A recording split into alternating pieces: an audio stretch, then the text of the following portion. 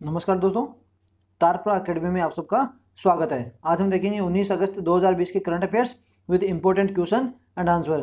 तो सबसे पहले अपने मोटिवेशनल कोट की तरफ देखते हैं कि जीवन का उद्देश्य ये है कि उद्देश्य भरा जीवन हो। देखो छोटी सी लाइन में और वर्डों का क्या केवल हेर फेर से क्या पूरी कहानी बदल जाती है और एक बहुत ही अच्छी एक कहावत निकल गई है कि जीवन का उद्देश्य क्या होना चाहिए, कि आपका जीवन खुद एक उद्देश्य भरा होना चाहिए। कि मतलब हर जीवन में क्या है, एक उद्देश्य होना चाहिए, आपका एक कोई लक्ष्य होना चाहिए, तभी आपका जीवन सफल है।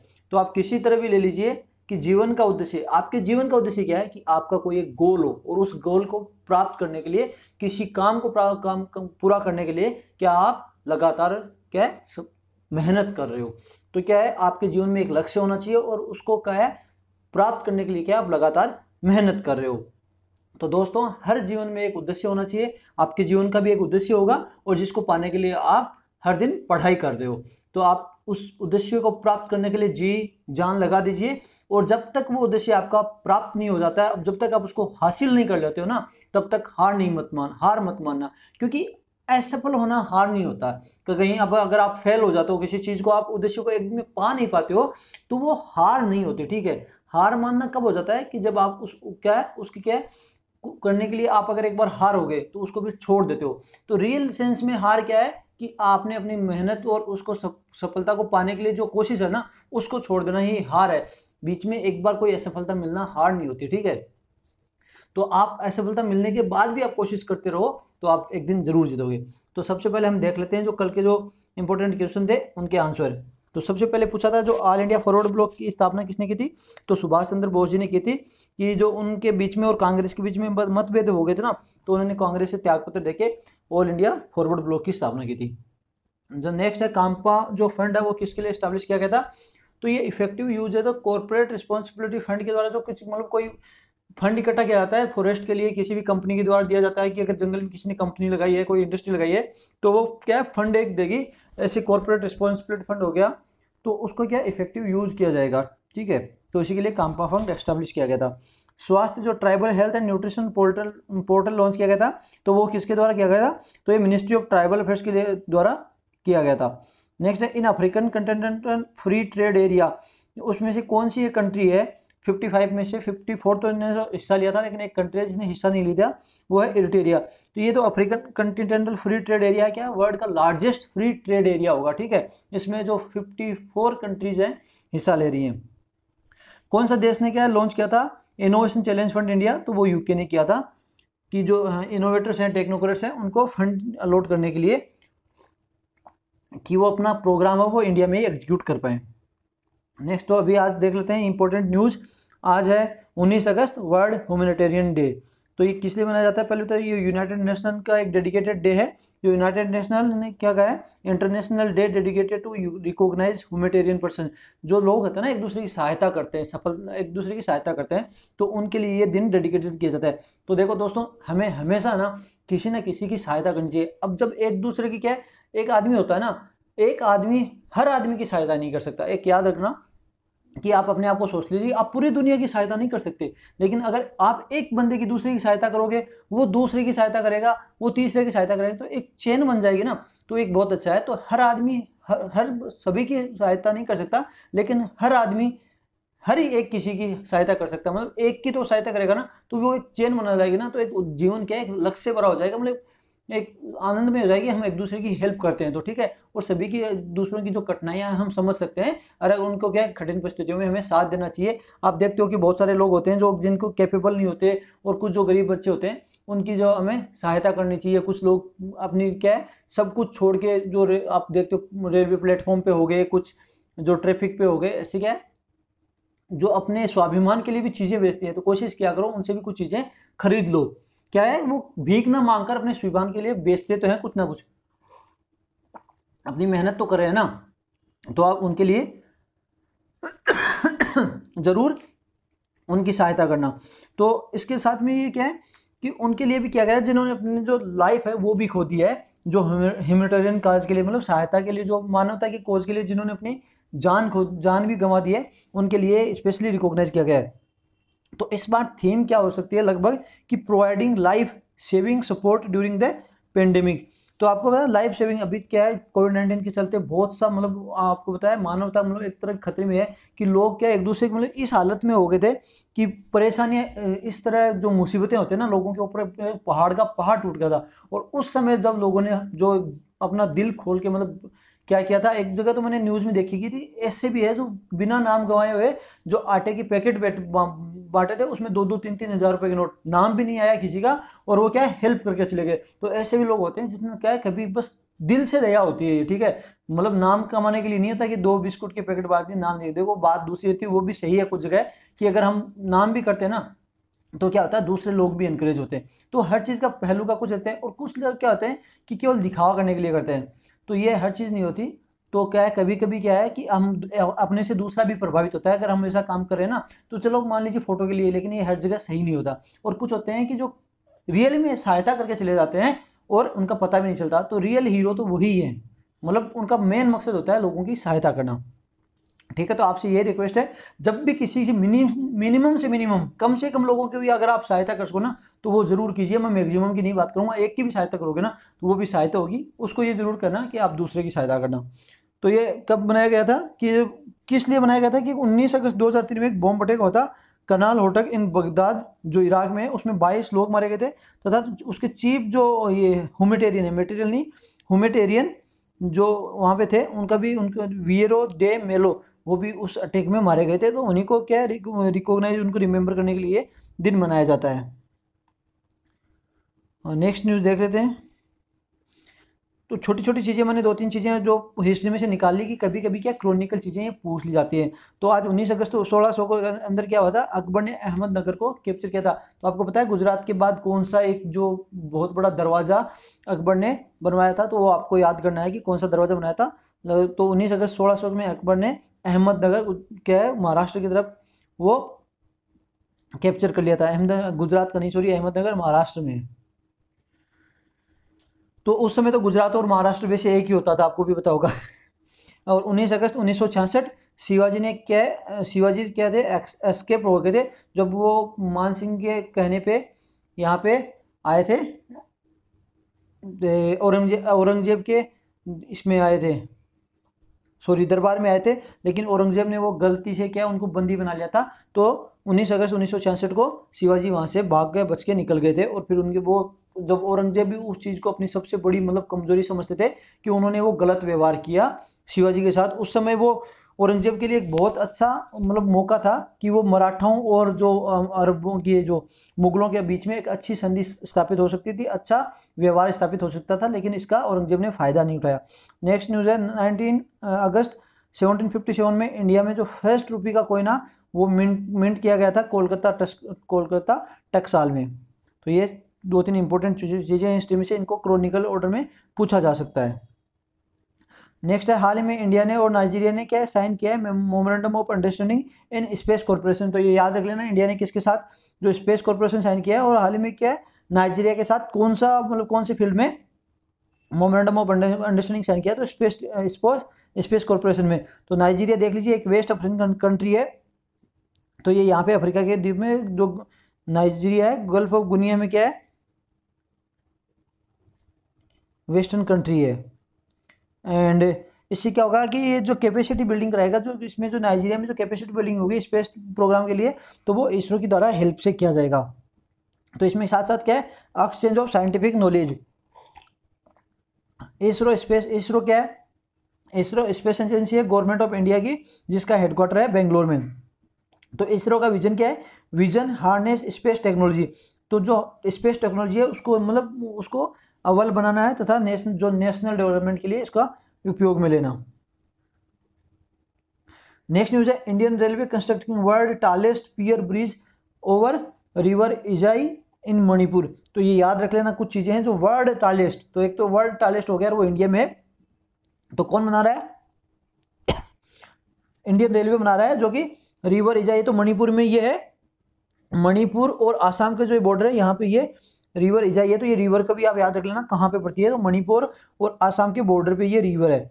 तो इसकी हाइट होगी लगभग 141 मीटर सरफेस से, और जो कि एग्जिस्टिंग रिकॉर्ड है जो 139 मीटर का, जो माला राज्य का विद्युत मोंटेनेरो इन यूरोप है, तो उसका ये रिकॉर्ड तोड़ के अभी हाईएस्ट बन रहा है। तो ये देखो 2 मीटर का अंतर है, तो ये एक रिकॉर्ड बनाने के लिए रिकॉर्ड टूटता रहता है। इन्होंने क्या रिकॉर्ड बनाने के लिए इसको 139 से 141 मीटर कर दिया, तो ये रिकॉर्ड टूटता रहता है। लेकिन फिर भी आप याद रख लेना कि अभी वर्ल्ड का टालेस्ट हो जाएगा। अब जब तक पूरा बने जाए उससे पहले कोई दूसरा देश दूसरा भी शुरू कर सकता है, तो इसके बारे में ये है। लेकिन अभी इंपॉर्टेंट ये है कि जो इंडिया में वर्ल्ड का टालेस्ट मतलब ऊंचाई में जो ये ब्रिज बन रहा है, जो ये लोकेटेड है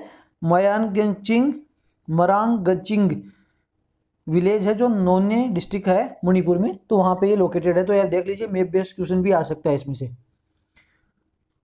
नेक्स्ट है Atal ranking institution of innovation achievement, जो ARII है वो रिलीज कर दिया गया है। इसमें क्या है 10 इंस्टीट्यूट इन पब्लिक फंडेड है, जो पब्लिक से जो गवर्नमेंट के द्वारा फंडेड है उनका नाम लिया गया है, उनके द्वारा उनकी रैंकिंग की गई है। जो 5 इंस्टीट्यूट है जो प्राइवेट के हैं उनकी रैंकिंग की गई है, और 5 ही है जो सेल्फ रिलायंस है, मतलब अपना खुद आत्मनिर्भर है कि उनका फंड इधर उधर से इकट्ठा किया जाता है। तो सबसे नंबर 1 पे है IIT मद्रास, नंबर 1 पे है। तो ये 10 का नहीं है, मैंने 5 का जो इंपॉर्टेंट है उनके नाम लिखा है। और IIT बॉम्बे का है 2 number, 3 number IIT Delhi, 4 number IIS Bengaluru, 5 number IIT Kharagpur. तो ये 5 का नाम तो आपको याद रखना चाहिए। तो आपको पता है कि अभी हमारे जो वाइस प्रेसिडेंट है M वेंकैया नायडू जी, उन्होंने ये रिलीज किया है। तो ये 5 का आप नाम याद रख लेना।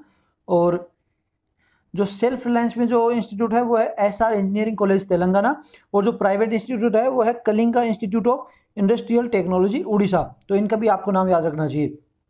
लेकिन एक इंपॉर्टेंट चीज़ यहाँ आ जाती है, जो ये ARII जो रिलीज किया है 2020, वो किसने किया है? Ministry of education. यहाँ पे थोड़ा सा इंपॉर्टेंट बन जाता है, क्योंकि ये ministry of human resource development थी, उसको अभी रीनेम कर दिया गया है मिनिस्ट्री ऑफ एजुकेशन। क्योंकि हाल ही में क्या है, न्यू एजुकेशन पॉलिसी 2020 में आई है, जो 2020 आई है, उसके अंदर सर जो मिनिस्ट्री ऑफ HRD है उसको नाम चेंज करके मिनिस्ट्री ऑफ एजुकेशन कर दिया गया है। तो ARII is implemented by all India council of technical education. तो ये भी याद रख लेना किसके द्वारा इंप्लीमेंट किया गया, all India technical council for technical education. Next news है marine product export development authority opened new quality control lab in Porbandar. तो एक नई क्वालिटी कंट्रोल लैब इसके द्वारा बनाई गई है marine product export development authority के द्वारा। तो इसका मेन पर्पज क्या होगा कि जो टेस्ट सीड फूड प्रोसेसर, जो प्रोसेसर हैं जो एक्सपोर्टर्स हैं उनका जो सी फूड है उनको टेस्ट करना है। तो ये किस लिए किया जा रहा है? टू मेक दियर प्रोडक्ट्स, कि जो ये प्रोसेसर्स हैं जो एक्सपोर्टर्स हैं उनका जो प्रोडक्ट्स है उनको बारे में जानकारी है कि ये जो सेफ है क्या according to international regulatory requirement, कि हम जब एक्सपोर्ट कर रहे हैं तो इंटरनेशनल में क्या रेगुलेशन है इनको चीज़ों, जो सी फूड का है उनका टेस्ट है तो क्या वो स्टैंडर्ड रखता है। तो ये जानकारी ये रखेगा। अब रीज़न क्या है कि जो इंडिया का जो सी फूड जो एक्सपोर्ट था 2019-20 में, उनका टारगेट था 7 बिलियन का, और वो मिस कर दिया है। लगभग 6.74 बिलियन ही इनका रहा है, तो मतलब टारगेट मिस कर दिया। तो इसका मतलब कोई ना कोई रीज़न रहा होगा ना कि एक्सपोर्ट जो हमारा जो एक्सपेक्टेड था कि हम जो हमारा जो लगातार एक्सपोर्ट हो रहा है, कोई GDP हो रही है तो एक्सपेक्टेड हो रही है जिस स्पीड से चल रही है, और अगर उस स्पीड से अगर कोई वो जो हमने एक्सपेक्ट किया था वो नहीं हो पाता, तो मतलब कहीं ना कहीं बैकफ्लो हो रहा है, कोई ना कोई कुछ कमी रह गई है। तो इसी के चलते ये बनाया गया है कि मतलब हमने जो एक्सपेक्ट किया था 7 बिलियन का वो नहीं हुआ है, मतलब हमारा जो प्रोडक्ट था उसमें कमी थी किसी न किसी तरीके से, तो उसी की वजह से हुआ। तो इसी के लिए देखते हैं कि जो इंटरनेशनल रेगुलेशन है उनके अनुसार क्या है, ये हमारा सी फूड सही है कि नहीं है।